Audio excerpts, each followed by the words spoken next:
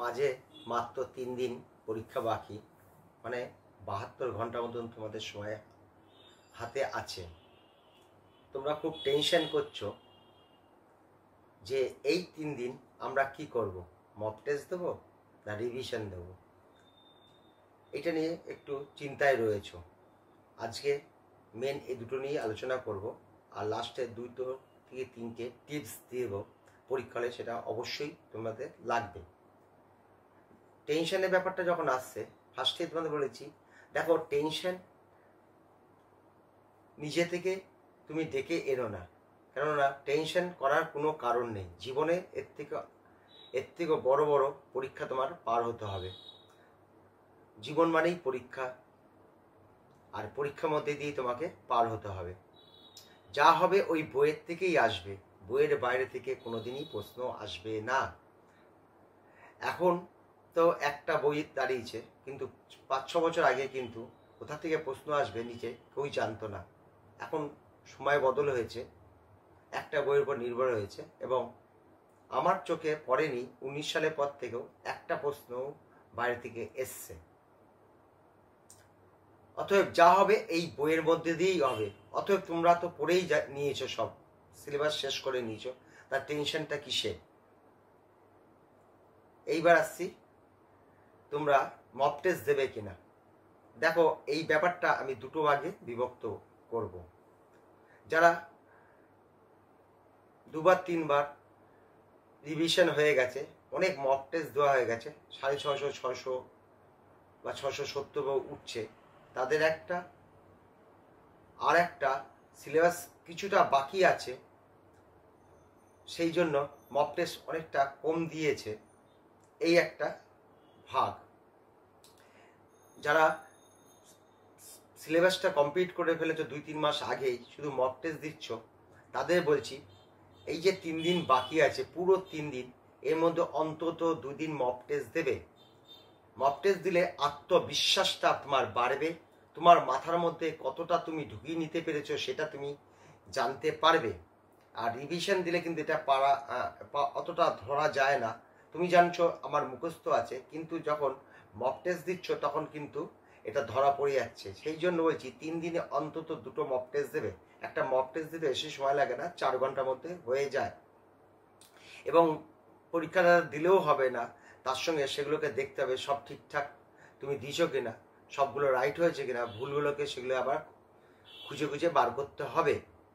অর্থাৎ এই যে বাকি যে তুমি 12 ঘন্টা সময় পাচ্ছ, পরীক্ষা 4 ঘন্টা এবং আরো এক্সট্রা যে 12 ঘন্টা পাচ্ছ, তখন এগুলোকে তুমি রেডি করবে, এই হলো ব্যাপার।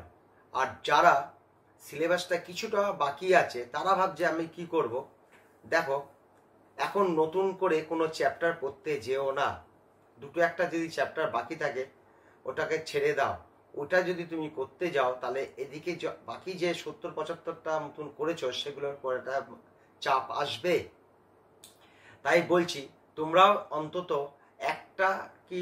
একটা মক টেস্ট দিতে পারো, আর তোমরা রিভিশনটা করে যাও, কেননা তোমাদের পুরো সিলেবাসটা কমপ্লিট হয়নি, 2, 3, 4টে এরকম বাকি আছে, সেই জন্য বলছি। এই হলো ব্যাপার। আর নতুন করে চ্যাপ্টার যদি তুমি বাড়াতে যাও, তাহলে কিন্তু একটা চ্যাপ্টার কিন্তু এই 3 দিনের মধ্যে তুমি কমপ্লিট করতে পারলেও কিন্তু বাকিগুলো ভুলে যাওয়ার সম্ভাবনা বেশি থাকে। এই হলো ব্যাপার। এইবার বলছি টিপসের মধ্যে। দেখো আমার মাথায় হঠাৎ আসলো, যদিও আমি এটা একবার একটা ভিডিওতে বলেছি, আমি তোমাদের আবার নতুন করে মনে করে দিচ্ছি। ওএমআর শিটে যখন তুমি একটা কোশ্চেনের উত্তর লিখছো, কোনো একটা উত্তর হবে, তো ধরো 100 নম্বরের কোশ্চেনের উত্তর হবে এ, তুমি তাড়াহুড়ো করে বি এর পুরো 100% গোল পাকিয়ে ফেলেছো। তোমার কিছুক্ষণ পরে মনে পড়লো এ তো আমি ভুল করলাম, উত্তর হবে এ, আমি দাগ দিয়ে দিয়েছি বি, তাহলে তো আমার -1 হয়ে যাবে। এবং আমি জানতাম, তখন পরে মনে পড়ছে জানতাম, সেই লসটা তুমি মেকআপ করতে পারবে না। -1টাকে মেকআপ করতে পারবে, তখন তুমি করবে যে কোনো এ বি সি যে কোনো একটা আর একটা ইয়েতে দাগ দিয়ে দেবে, মানে দুটো গোল্লা পুরো পাকিয়ে দিলে মেশিন নেবে না, তুমি 0 পাবে। আর ওই অবস্থায় একটা করে যদি আসো তাহলে কিন্তু -1 হয়ে গেল।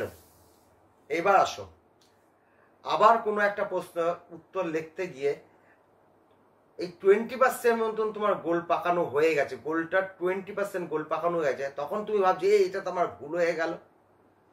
তাতে কোনো ভয় পাবে না। 30% পর্যন্ত গোল পাকানো হয়ে গেল, তাতে মাইনাস নম্বর হয় না।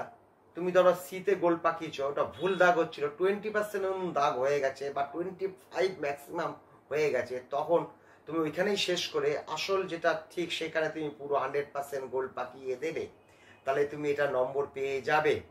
এই ব্যাপারে আমার পূর্বে অভিজ্ঞতা আছে, এই ব্যাপার তুমি আমার উপর ভরসা রাখতে পারো।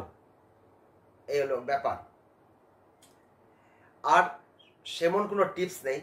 যারা পরীক্ষা দিতে যাচ্ছ তাদের জন্য আমার শুভকামনা থাকলো, এবং তোমাদের পিছনে আমি সবসময় আছি। আজকে আমি ইউটিউবে এসেছি 310 দিন, 170টা ভিডিও দিয়েছি। হিসাব করলে প্রতি 22 ঘন্টা পর পর আমি একটা ভিডিও দিই। সবসময় থাকার এর থেকে বড় প্রমাণ আমি আর কি দেব। তার সঙ্গে একটা খবর জানাচ্ছি, লাস্ট 1 মাসে আমার সাবস্ক্রাইবার ডবল হয়েছে। আমি 310 দিনের মধ্যে লাস্ট 30-40 দিনের মধ্যে আবার আমার সাবস্ক্রাইবার আজকে আমি ডবল করে নিতে পেরেছি। আজকে আমার 2000 সাবস্ক্রাইবার হয়েছে। তোমাদের পাশে আসি এবং তোমরাও আমার পাশে আছো, এটাই থাক। আমি 5 তারিখে আসবো না, 6 তারিখে পরীক্ষার কোশ্চেন নিয়ে আলোচনা করব। 7 তারিখ থেকে আমি কাট অফ দিতে শুরু করব। তোমাদের পরীক্ষা ভালো আমি এই কামনা করি। আর পরীক্ষা হলে ওআরএস এর জল নিয়ে যাবে। আর কি বলবো, সেদিনকে আমি 39 ডিগ্রি টেম্পারেচার থাকবে এরকম ধরনের খবর পাওয়া যাচ্ছে। আমি অনেক দিনে আগেই বলেছি কলকাতা সংলগ্ন এলাকায় 39 ডিগ্রি টেম্পারেচার থাকবে, একটু বৃষ্টি হওয়ার সম্ভাবনা আছে। এটা তোমাদের পক্ষে ভালো খবর, অল্প বৃষ্টি হলে কোনো অসুবিধা নেই। আর নিজেদের সাবধানে থেকো। মক টেস্টগুলো পরিবেশ, এসির পরিবেশে পরীক্ষা দিও না এবং স্বাভাবিক পরিবেশে পরীক্ষা দিও। তোমাদের যাত্রা শুভ হোক। এইটুখানি নিট পরীক্ষা আগে এটাই আমার ছিল লাস্ট ভিডিও। ধন্যবাদ, গুড নাইট।